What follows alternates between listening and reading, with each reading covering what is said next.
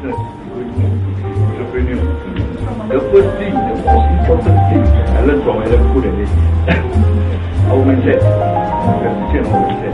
Okay, no point in coming to the class, coming to the seminar, you pay a few $1,000 to hear this and that, but after you step out from the door, everything gone, finish. Okay, you must know what is, you're talking about motivation, what is motivation?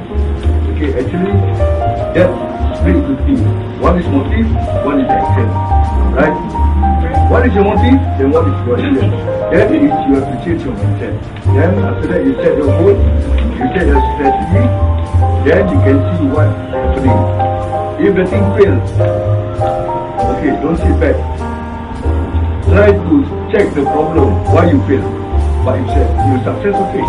Right? If you fail, make it as a learning curve for you. Find out the problem, find out the root of the problem. That is very important. Do not give up before you start, or do not give up after the failure.